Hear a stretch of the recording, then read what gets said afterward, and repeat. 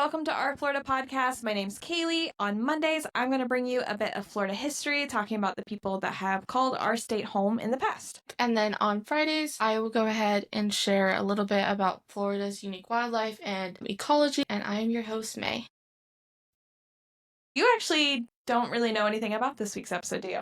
I don't know anything about it. I have no idea. You told me that we were going to do One Direction, and then I got a text yesterday that we're like, just kidding, actually, we're going to go completely different routes. Yeah, So I started have no idea what we're researching, doing and I was today. thinking, okay, last week I did, a lot of science research to figure out everything about the springs and the aquifer, and I was like, we're going to go light. We're going to go, weird stories in the Everglades. And there are a lot of potential weird stories in the Everglades. But then I came across this person and I was like, okay, this is it. This is the story. And it's still Women's History Month. So today we are talking about Marjorie Stoneman Douglas. So we have another Marjorie. Okay. I really wanted to try to work in instead of it being March, it's like Marjorie. Yeah. You see the pun potential? Yeah. It's Marjorie because month. we had Marjorie Harris Carr Yep. with the Cross Florida Bridge Canal 2 weeks ago, and now we've got Marjorie Stoneman Douglas with the Everglades, but I'll spare you, except for I kind of didn't. Anyways, though, Marjorie Stoneman Douglas is known as the grandmother of the Glades, so we're going to be talking about her story today. Marjorie was born Marjorie Stoneman on April 7th, 1890 in Minneapolis, Minnesota. Her mother was a concert violinist and her father was a writer. Her early childhood memories all involved reading or listening to stories. When she was 6, her parents separated. It seems like her dad had a few businesses kind of go south and not really work out. And then her mom was described as being high-strung. And so her mom took her and moved with her family in Massachusetts. And at that point, so at 6 years old, she just became completely estranged from her father and didn't see him again. She lived with her mom and her mom's family. So she had aunts and her grandmother in Massachusetts. Her and her mother were really close. Some people described her mom as being high-strung. Some people said she had mental breaks. It's not quite clear. I mean, it's also the early 90s and women's mental health is way worse than it is now, and it's not great now. So Marjorie ended up taking a lot of responsibility, taking care of her, even managing the finances as early as 16 years old. At one or two points in her life, her mom was actually instituted. And then when she was in college, her mom was diagnosed with breast cancer. So they were very close. Obviously, her mom had a lot of health things, mental and otherwise, going on. But in 1908, Marjorie went to Wellesley College to pursue a Bachelor of the Arts in English. She was a straight-A student and was nominated to be the class speaker and became very involved in the women's suffrage movement. So that love of writing as a child and her dad being a writer and stuff, that sticks with her. She goes to school, becomes an English major, straight A's. I don't know that she's popular, but everyone knows who she is. She's nominated the class speaker, and then she graduates in 1912. A few months after she graduated, her mother passed away from her breast cancer metastasizing. So just out of college, her mom she's really close to passed away. She works a couple different odd jobs for the next 2 years, hanging out with her college friends and picking up gigs here and there, trying to make her way in the world. And in 1914, she met Kenneth Douglas. He was 30 years older than her, and they got married within 3 months of knowing each other. So, wow, okay. You're going for it. He's 30 years older. He's a smooth talker. He says he's a newspaper editor, etc., etc. Turns out he was a con man. He was technically already married to someone else, and during their marriage ended up spending about 6 months in jail. And during that time, Marjorie is still loyal to him and everything. But yeah, he's a straight up con man, as one might have guessed with the 30 years age difference. Okay. All right. Yeah. 30 years, yeah. And so it was I couldn't figure out what kind of con man it was. It seemed like she never really talked too much trash on him, which I guess good for her, but I was looking for the tea. But anyways, he tries to pull a con on her estranged dad. So remember, she hasn't talked to her dad since she was 6 years old. He figures out where he is and tries to pull a con, and at which point that puts her dad and her dad's brother, her uncle, back in contact with her, and they're like, hey, come down to Miami. Let's get you out of this situation. This is bad news. So she moved down to Miami with her dad and his new wife, and she got divorced. And like I said, I couldn't find anything else about Kenneth Douglas. I Googled his name thinking like maybe he was a good con artist. I'd find something about him, and instead found a really alarming headline about a guy in Ohio doing unspeakable things to like over 100 corpses. So fun stuff. Yeah. Wow. So anyways, back. I feel bad for Yeah. any other Kenneth Douglas Not out a there. good name. No judgment here. Just saying. No. It's got some bad headlines attached. Anyways, so now that she's in Miami, 1914, 1915, her father ran a paper that would later become the Miami Herald, so bit of a big deal. And she started by writing the society column there. So society column's going to be talking about the tea parties, the garden parties, sharing gossip, what's going on, what's the talk of the town. But at the time, Miami's population is like a whole 5,000 people. So she even calls it a glorified railroad terminal. So in some cases, like she admits to like just completely making up characters to like spice up the society column a little bit. It's like her own version It of kind of Lady exactly Whistledown. like a little less scandal, but exactly like they're talking about who's going where, what they're doing. It's definitely interesting. I feel like there's just so many people. Like if papers did that around here, it would be just ridiculous, but pretty fun. In 1917, she was given the assignment to interview the first woman to join the U.S. Naval Reserve. But when the woman didn't show up for the interview, Marjorie enlisted herself, becoming the first woman in Florida to enroll in the U.S. Naval Reserve, and wrote her story about herself. Yeah. So she wasn't the first one to do it. It wasn't like the lady didn't sign up. She signed up. She just did an interview. And she was like, well, fine, I'll do it. So she signed up and became part of the U.S. Navy for 1 year. It said military life didn't really suit her, so after 1 year, she requested her honorable discharge and instead joined the Red Cross and served with them in Paris during World War I. Yeah, in Paris, she cared for war refugees and was there when the armistice ending the war was signed. So she's like there for a really pivotal moment in history. She'll say later that, like, you know, taking care of these war refugees really kind of shaped her opinion on just having more sympathy towards refugees and migrants. After the war, she returned to Miami and served as assistant editor of the Miami Herald. So this is her dad's newspaper. She's working as assistant editor, and she wrote a daily column called The Galley. She started this daily article with a poem every day, and it was very popular, and she became a bit of a local celebrity. So she's doing poetry every single day. She's writing her article, and her column, she used it to comment on all sorts of topics. So she would talk about responsible urban development, because during the time that she was in Miami went from 5,000 to 100,000 people in 1 decade. Wow. So much. So she's talking about responsible urban development. She's also talking about women's rights. She's talking about civil rights, talking about sanitation practices. She's anti-prohibition. She's anti-foreign tariffs. So she's just on all of this stuff when it's going on 100 years ago, even though a lot of it's still happening now. In 1923, she seemed to have suffered a sort of like mental break from the pressure of having to work at the newspaper. And it actually led to like her having blackouts, and I'm not quite sure what that means. But essentially, it seems like she had a ton of responsibility being the editor. She had disagreements with some of the other editors and even with her father, who's like the head of the newspaper. So there's all this pressure. And then also the pressure to like write a column that people are going to read every single day. So at this point, she quits her job and she goes to recover at her father's house. So she's just kind of taking it slow. She's writing short stories. And I say taking it slow, but during this time, she ends up turning out like hundreds of articles and short stories. And 40 of them are actually published in the Saturday Evening Post. So a lot of it's fiction that she's writing, but she's just kind of writing whatever she wants to. This woman is a writer through and through. Like, words are her art form. She sold one of the stories that she wrote this time to the pulp fiction magazine Black Mask for $600, which would be the equivalent of $11,000 in 2024 money.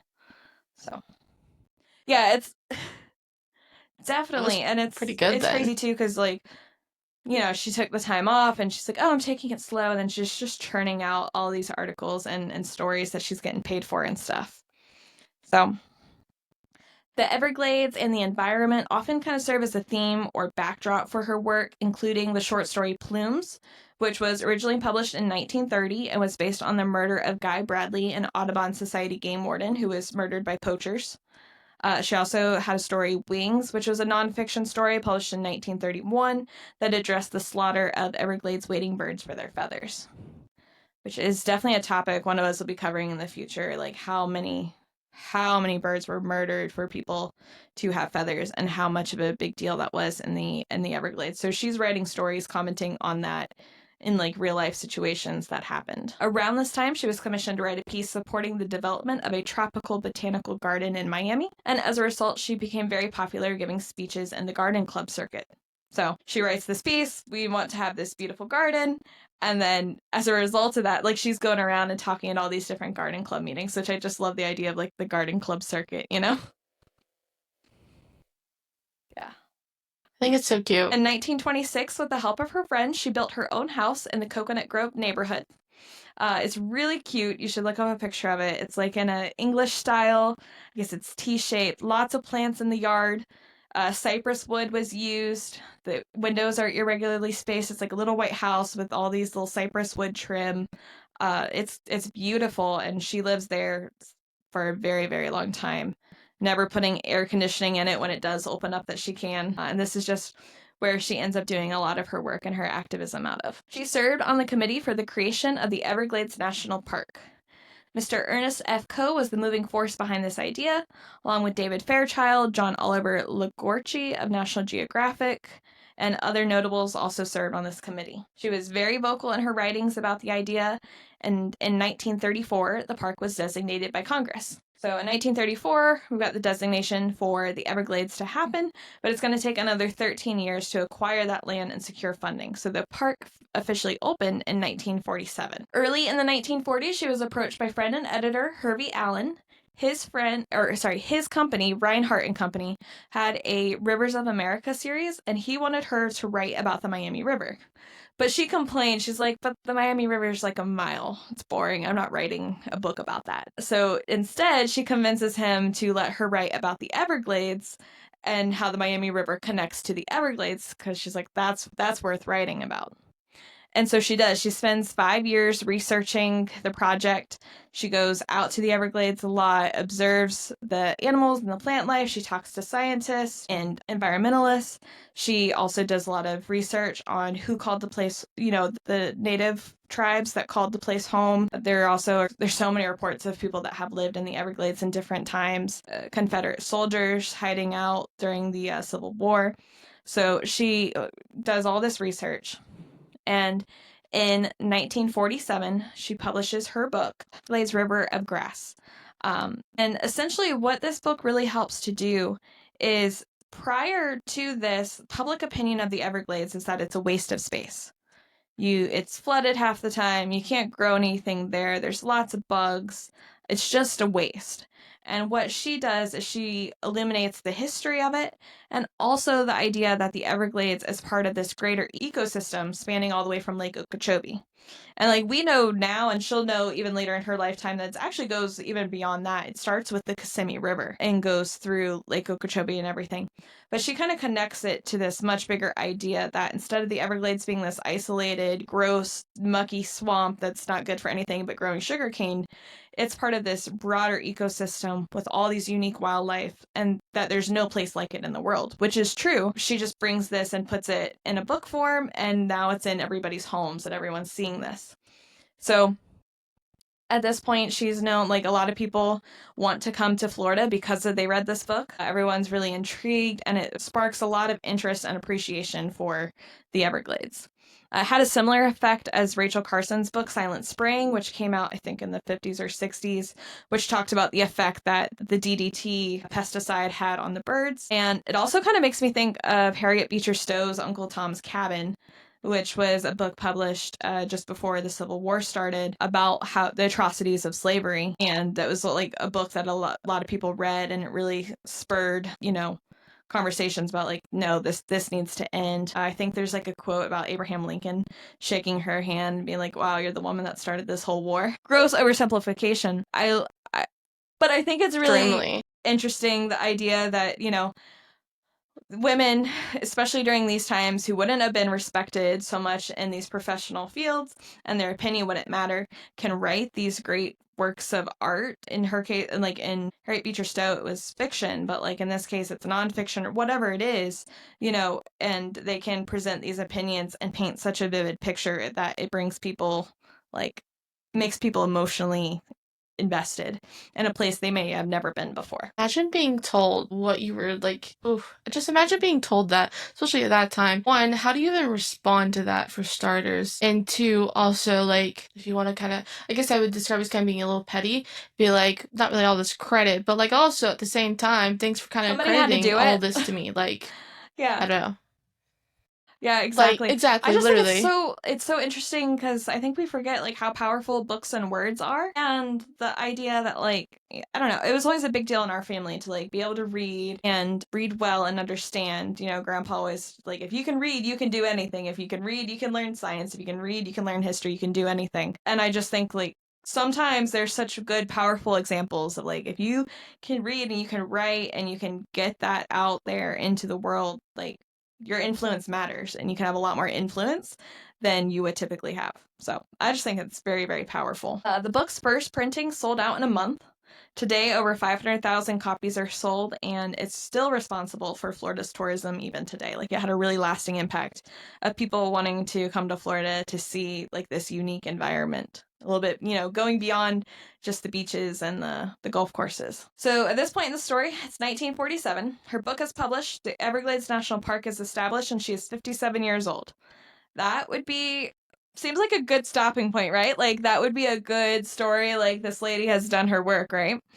But her story is going to go so much further beyond that, because life's not nearly that neat. And by 1960, so not even like 15 years later, the Everglades were in danger of disappearing forever.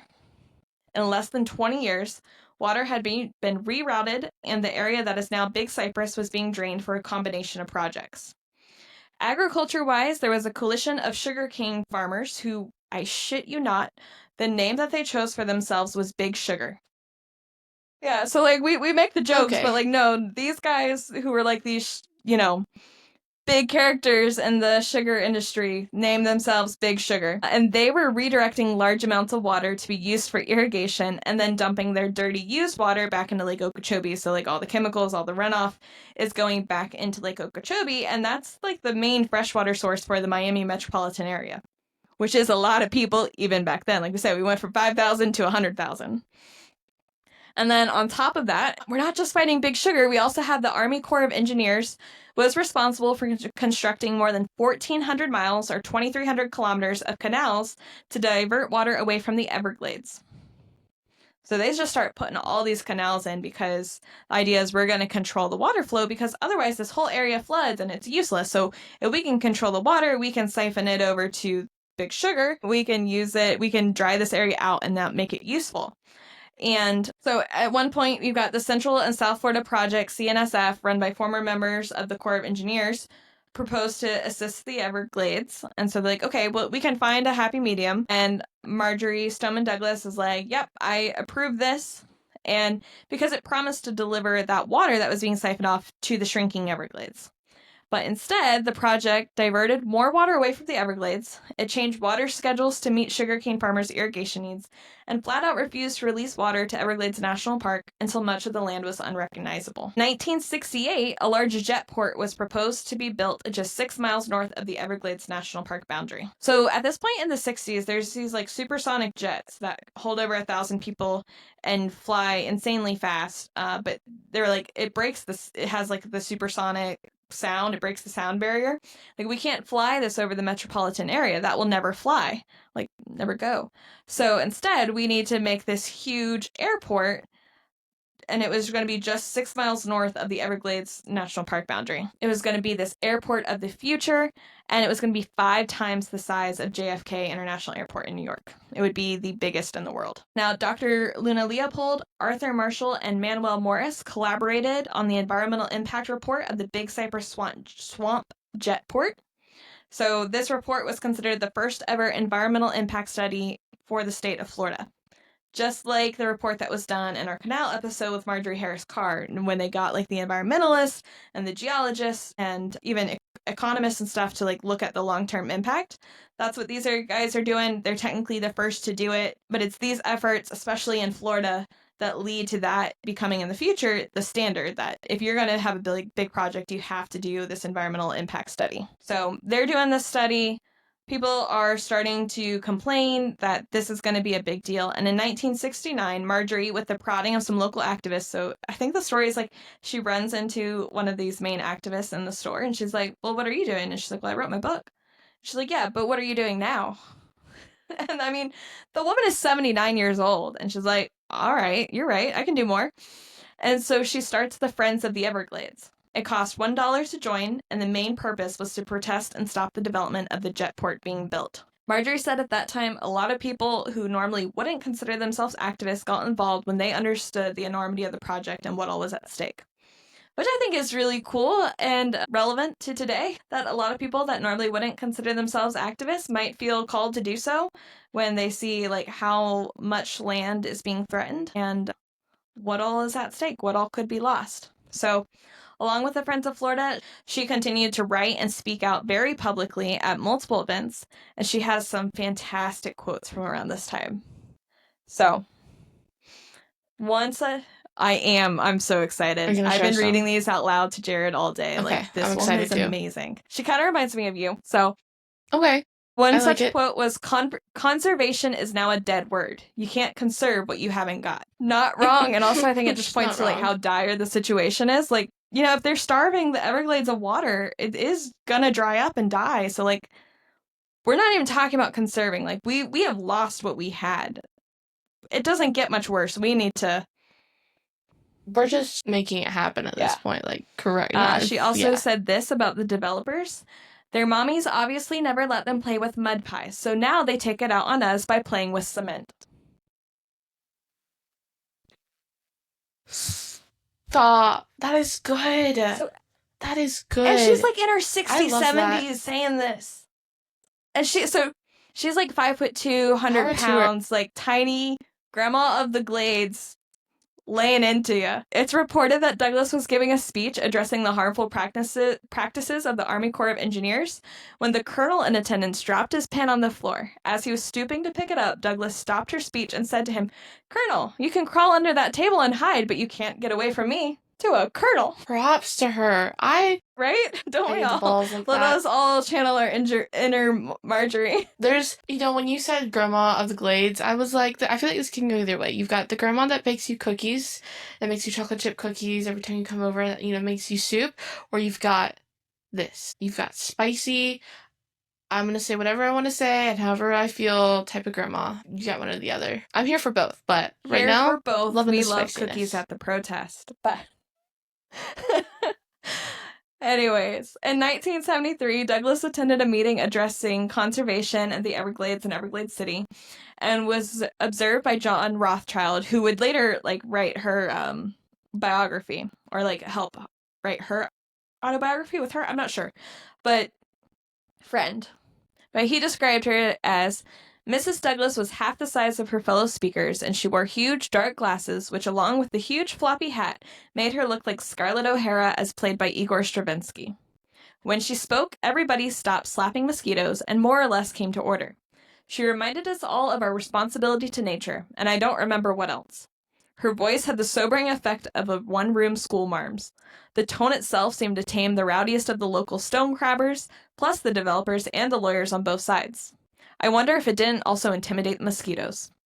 The request for a Corps of Engineers permit was eventually turned down. This was no surprise to those of us who heard her speak. It intimidated the mosquitoes. That's how do you want to be in life? I want to intimidate the mosquitoes. In 1970, oh my gosh, I love it so much. Everything I come across that she said, I'm like, oh my gosh, I wish I could be that cool. I tried to make March and Marjorie a pun. I don't think I am, but that's okay. Fair enough. 1970, work on the jetport was halted through the Everglades Jetport Pact, which resulted in the Port Authority immediately instituting measures to search for another jetport location. So, they got him out of there. On October 11th, 1974, that area was established as Big Cypress National Preserve. Oh, So that's so today, cool. along the eastern border of Big Cypress is a 2-mile runway left over from the initial construction, and it goes nowhere. It's used for some training As it should. exercises and stuff, but it's not 5 times the size of JFK International. Now, not all of Marjorie's opinions made her very popular, as you might imagine. And for years, she was called all sorts of names by developers and the big sugar guys. Like Butterfly Chaser was one, of course. But in the 1980s, she was actually one of few people who was protesting the draining of a neighborhood. So I thought this was kind of interesting, so I went on a different deep dive. And basically what I found is I did not realize how badly we messed up the Everglades. So in the 70s, they were diverting all of that water, so it was drying out. Well, during that time, there's a really bad wildfire, as would happen when you dry out this area full of sawgrass. So it burns really, really bad. We still have all these canals. Now, we've started that there's a minimum amount of water that has to go into the Everglades.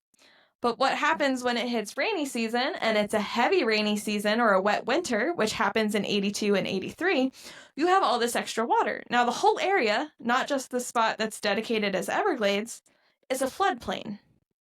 Miami, all these neighborhoods around it, Big Cypress, that's all a floodplain. That is what it's meant to do, is to collect this water. Well, now we've got everything in canals, and instead of letting it release slowly, it's getting released in big, as the levees break, as dams are released, it's getting released in big whooshes, for lack of better words, whooshes. But when this happens, 90% of all alligator nests get washed out. Which goes back to the episode you did at the very beginning, talking about how if there's not enough dry area, one of the biggest things that happens to alligator nests is they get washed away. Well, that happens.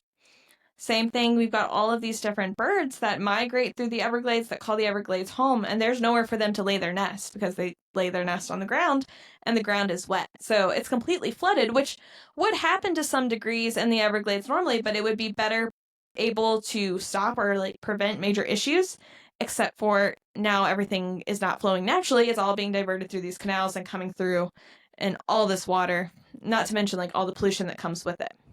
So whole area is flooded, and this neighborhood had gone in between the 70s and the 80s called East Everglades, and it was 200 homes that were approved by the county to go in, and that's the area that was flooded so badly. They want it all drained out and drained into the Everglades, which it seems like, considering how wet it was, there wasn't really anywhere for that water to go. It's just should never have been approved for residents to be there. But there's a quote from this time where Marjorie is speaking about not draining this neighborhood, and essentially saying this community should never have been built. Take it up with your county commissioners. And she's getting booed. Now, keep in mind, when she's giving this speech, she is 93 years old. So she says, "Can't you boo any louder than that?" She chided, eventually making them laugh. "Look, I'm an old lady. I've been here since 8 o'clock. It's now 11. I've got all night, and I'm used to the heat," she told them. Later, she wrote, "They're all good souls. They just shouldn't be out there." They're just good souls. They just, wow. I mean, also love just that. the fact that she can get all these people booing her to laugh. It says something about... Also, who boos I mean, a to be fair, 93-year-old? the 93-year-old Also. is saying that, you're home flooded and there's nothing to be done about it. She's not wrong, That is but true. doesn't mean you want But- to hear it. The county did decide not to drain it, and in 1989, the county ended up buying the land, and it became part of the land management area around the Everglades. It seemed to have Nice. worked out that Okay. everyone kind of came to the same conclusion of this.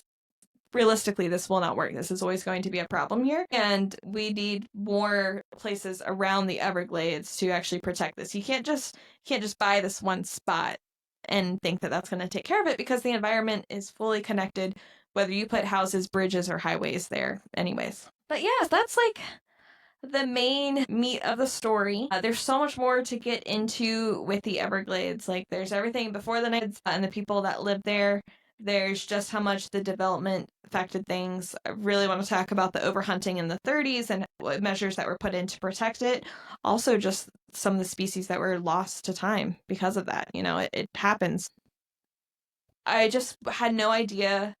I knew that there was huge efforts to drain the Everglades. I never thought how quickly that would go in reverse the other way, where the Everglades would then become flooded because you change everything and then you try to well, we're going to drain all the water off of here and put it there. And like the way that East Everglades, that neighborhood, becomes part of the land system, there's more stories along the lines of like how Key Biscayne became a national park and how Dry Tortugas became a national park, in part because of the historical significance of those areas, and also in part because despite how big that is and how spread out that seems, those are also integral parts to like the health of the watershed and the Everglades there. I mean, that goes all the way up to the Kissimmee River, and that's going to be another story for another time, like how much was done to mess up and then eventually fix the Kissimmee River. And I know I said, like, I didn't realize how many ways there were to mess up the Everglades and how we kind of did them all, but the Everglades are generally considered a success story. So the Everglades, I remember this from my environmental science class in high school, that like the Everglades are pointed to over and over again as an example that if we stop and if we change what we're doing, nature can heal itself and you can have really, really good results. So I think that's really powerful and really impactful. And there's just so much more to get into. And there's we got some good spooky stories out of the Everglades for October. Gosh, I feel like there's I almost went a spooky almost. direction, but then I came across this lady and was like, nope. It's Marjorie season. Now, as far as like Marjorie Stoneman Douglas' story, like as far as her story continues, she was honored in 1980 when the Florida Department of Natural Resources, which is now the Florida Department of Environmental Protection, put her name on its headquarters in Tallahassee. Now, her response was she'd rather see the Everglades restored than her name on a building. But she still accepted, and during her acceptance speech, she politely but firmly railed against President Reagan and the Secretary of the Interior for a lackluster job at environmental conservation. So, using the opportunity to speak, I tried to find some videos of her speaking. Oh my gosh, I would love to hear the delivery. In 1986, the National Parks Conservation Association established the Marjorie Stoneman Douglas Award, which honors individuals who often must go to great lengths to advocate and fight for the protection of the national park system. So there's a really cool award in her name, in her honor, within the national park system. Instead of gifts and celebrations for her birthday, Douglas asked that trees be planted on her birthday, resulting in over 100,000 planted trees across the state and a bald cypress on the lawn of the governor's mansion. When's her April birthday? 7th, I think. It's coming up. When she turned 102, South Florida Water Management District started removing invasive plants. So, like, the year before, everyone planted 100,000 trees. 102, they're removing invasive plants. In 1993, at the age of 103, President Bill Clinton awarded Douglas the Presidential Medal of Freedom, the highest civilian honor granted by the United States of America. Marjorie passed away on May 14th, 1998, at 108 years old. 108. I know, that's the thing, is like, I was going through, and like, next thing you know, she's talking about a different president. She's talking about a different president. Like, she saw so many different presidents. Like, she served in World War I. Like, served in the military the first time that she could. Like, women could. She did. What a life, exactly. Her biographer, John Rothschild, which is the same guy that like described her as Scarlett O'Hara, played by Igor Stravinsky, said that her death was the only thing that could shut her up, and then added that the silence is terrible. Yeah, I just thought that was her beautiful. Wow. Her home that she built in Coconut Grove is owned and taken care of by the state and is marked as a historical site. So you can actually go. Yeah, I don't think you can go in the house, but you can see the house, and the pictures of it are so beautiful. It's like this little white cottage with wood accents and everything. She never put air conditioning in it.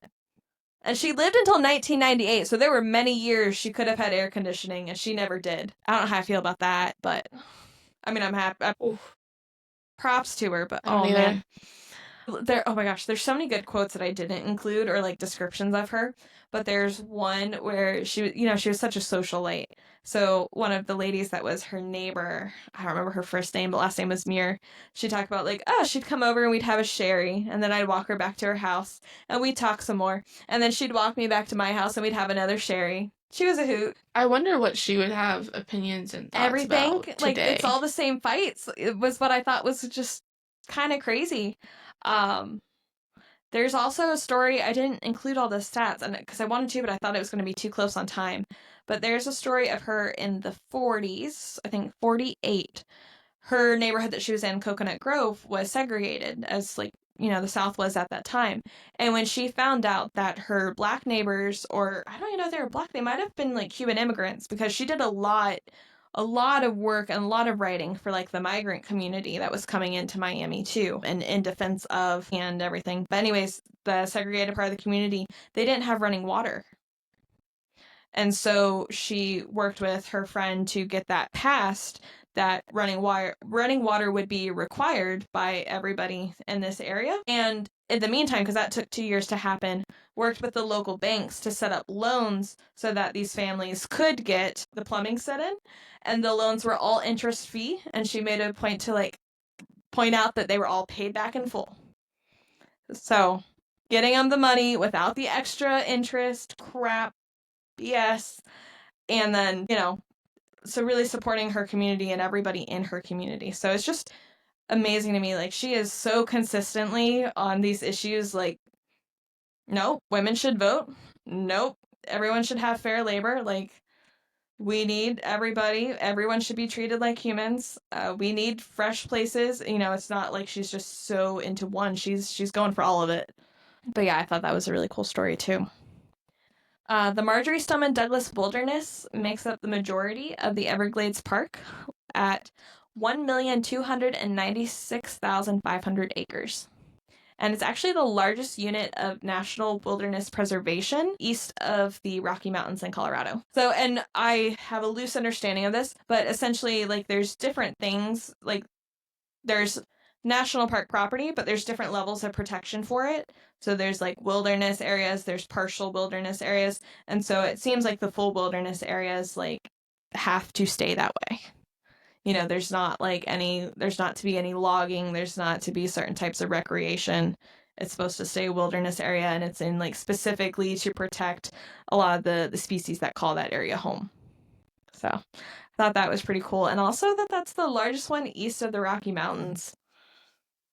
That's very impressive. Yeah. It's pretty impressive. Also, it makes me think, so you haven't been to the Everglades, have you? No, actually, I have not. I have not been more south of Florida besides like I know, Fort I haven't Myers, either, so and I always not kind of really. like, it's the Everglades, But now I'm like, no, we really need to go, because I don't think we understand how vast and how special that area is. But I did appreciate, she also has a quote that to be a friend of the Everglades is not necessarily to spend time wandering around out there. It's too buggy, too wet, too generally inhospitable. Which it kind of encapsulates my love-hate with Florida sometimes. Like, That I love does it, but like definitely. half the year I Yes. don't want to be outside in it. But that doesn't mean doesn't mean we don't need it. Doesn't mean it's not important. Just means that sometimes I'd rather be up in the Alpine or like anywhere else. So yeah. I just thought that's cool. Her legacy extends beyond Everglades and conservation, including women's suffrage, the civil rights. She was outspoken and well-spoken, and such a good reminder to fight for what we believe in and protect our wild spaces and beyond. And each other. Like, it goes beyond just like the places. I think sometimes we see that like it can get really easy to get sucked up into one cause or another, and like if I'm an environmentalist, I gotta take care of the environment, and like, this cause for people, that's gonna have to wait. Or it feels the opposite, like, well, people matter more than an environment. And I think she does a great job of it all matters, It all matters, and maybe we can't fight all of it all at once, but like if you feel yourself drawn to something that needs protecting, and there's always something that does, then like go to that thing. I think that's something with this Women's History Month, and like the direction it's gone for us this year has been like these women that set up these parks and really advocated for these ecosystems. What I find so powerful is they spend such a long part of their life fighting things. And even when they win things, like they win the right to have a national park and they win the land to have it, and this is like national level, not even state level, it still almost gets taken away and messed up and worse than it ever had been before by human action. And so it seems like there's never a perfect time, or there's never the work is done, or the work will be done then. It's something that it requires people working together on continuously to improve, because life is like that. Like, we don't get to just do our job and check it off and then we're done. That's not reality. So It's definitely not. I think it's interesting. It's a little sobering, because you're like, that's so much work. But I think it's also kind of helpful to be like, it's always been so much work to protect our wild spaces. There have always been people that want to take that away and want to capitalize on that and make more money and grow big sugar or put in an airport or whatever, put in neighborhoods that can't exist there physically because nature is just not allowing it.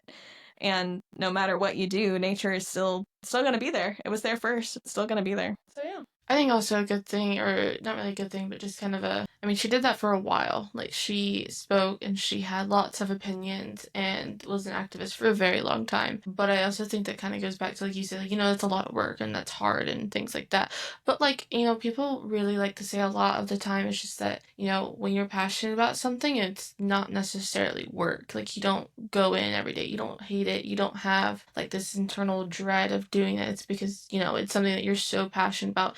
And I'm not saying that there's not days where you're like, oh, wow, this kind of, this was a bummer, or this is not going great. But at the end of the day, it's like such a passion. And I think it's also incredibly remarkable that she had that much of a passion and was so consistent and so like, oh, even I'm taking a break, and she just stuck with it for so long. And I think that also just really goes to show how I much think so she too. really, I think truly it probably cared. has something to do with her living to 108. I mean, this is pure speculation, but to have that much purpose and drive, and also so many of her friends were involved in the cause, because when you're doing stuff like, she met people that shared similarities, also interacted with plenty of people that had very different opinions too.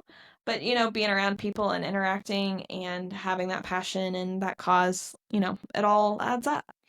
So I think that brings our episode today to an end, unless you have anything you want to add. I think I'm good. Yeah. I think that was my last little tidbit. Freaking love her. I love all the quotes. So cool. So that will wrap up our 2024 Women's History Month. Not that we're not going to be sharing women's history all year round. Do you want to give us a teaser about what to expect on Friday? Yeah, so Friday's episode is going to be all about Florida's state animal. So if you know, then you know. If you want to look it up, then you can know, or you can wait till Friday to find out for sure what Florida's state animal is. I'm so excited about that one. Well, that's gonna wrap it up for us today. We look forward to seeing y'all again on Friday. If you enjoyed this episode, please like, share, subscribe, whatever format. Like if you're at Apple Podcasts or on Spotify or on YouTube, do all the things. Please share with a friend. And if you're having a great time, leave us a 5-star review and we'll read it out live on the podcast to share the joy and to celebrate. Anyways, hope you are having a great day, and we'll see you later.